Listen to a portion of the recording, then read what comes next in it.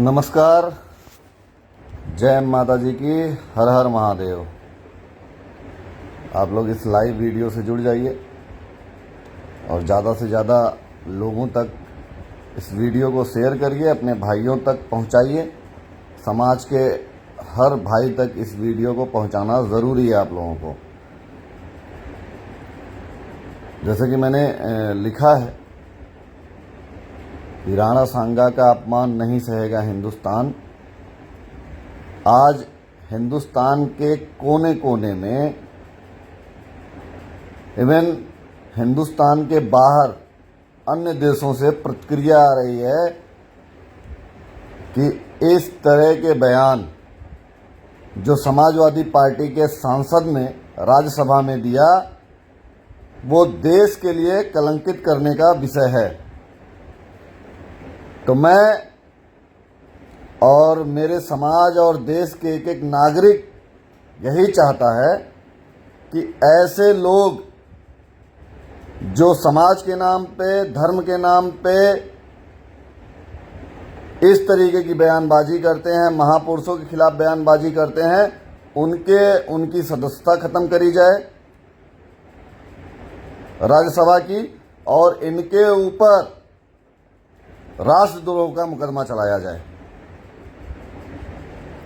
अगर इस टाइप की चीजें और इस तरीके के कानून नहीं बनते हैं तो इसके लिए भी एक आंदोलन होगा इस देश में। कोई भी सुअर से मुंह बनाया हुआ इंसान कुछ भी बोल के चला जाता है और हम लोग सुनते हैं। इसका विरोध बहुत मजबूती से करेंगे, बहुत दमदारी से करेंगे। मैं आप लोगों को खुल के एक बात कहना चाहता हूं, इस देश में जितने भी मुगल लुटेरे आए, चाहे वो इब्राहिम लोदी हो, चाहे वो बाबर हो, चाहे औरंगजेब हो, चाहे तैमूर लंग हो, चाहे जो भी हो, ये सब लुटेरे थे। ये राज करने नहीं आए तो लूटने आए थे। इन लुटेरों की अगर कोई भी तीरंदारी इस देश में करेगा तो उसका विरोध होना तय है, मजबूती से होना तय है। ये भी मैं बताना चाहता हूं। जो जिस भाषा में समझेगा उस भाषा में समझाएंगे। और मैं सांसद जी, आपकी मैं वीडियो देख रहा था, आपने बोला कि शासन प्रशासन को छूट दे देनी चाहिए, हम अपना काम निपटा लेंगे। तो मैं उत्तर प्रदेश सरकार से और देश के सरकार से निवेदन करना चाहता हूं कि छूट दे दो। कौन किसको समझाएगा, ये मजबूती से हम लोग आग्रह बता देंगे। छूट दे दो। सांसद ने छूट मांगी है ना, तो सांसद को छूट दे दो। अबे रो रहे हो, सुरक्षा मांग रहे हो घूम घूम के। उपराष्ट्रपति महोदय के यहां जाके तुम सुरक्षा मांग रहे हो और टीवी पे और न्यूज पे आके इंग्लिश बतिया रहे हो। तुमको तो जवाब बढ़िया से मिलेगा, मजबूती से मिलेगा। तुम बोल रहे हो माफी नहीं मांगेंगे, नाक रगड़वाएंगे तुमको, नाक रगड़वाएंगे। वहीं पे धौलपुर में राणा सांगा जी के समाधि स्थल पे तुम्हारी नाक रगड़वाएंगे वहीं पे। और जिस तरीके से मैं उन लोगों को कहना चाहता हूं, जो भी कोई भी इस तरीके के लोग जो नॉइसेंस क्रिएट कर रहे हैं, फालतू की चीजें को लिख रहे हैं, फालतू का इम्पैक्ट कर रहे हैं, वो उनको भी हम लोग वॉच कर रहे हैं। उन लोगों भी जवाब मजबूती से देंगे, ऐसी मजबूती से जवाब देंगे कि लिखना पढ़ना सब छोड़ देंगे ये लोग। और आप लोग वीडियो को शेयर करते जाइएगा, क्योंकि ये वीडियो हर उस भाई तक पहुंचने की जरूरत है।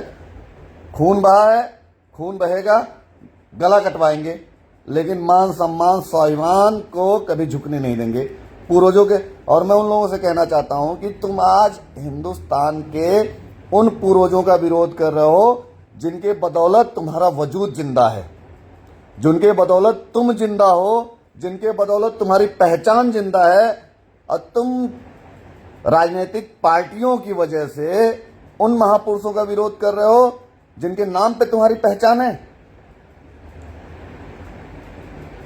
खड़े हो जाओ मेरे लोगों, मेरे समाज के भाइयों, और 12 तारीख को, 12 अप्रैल को मैं कहना चाहता हूं कि आप लोग आइए आगरा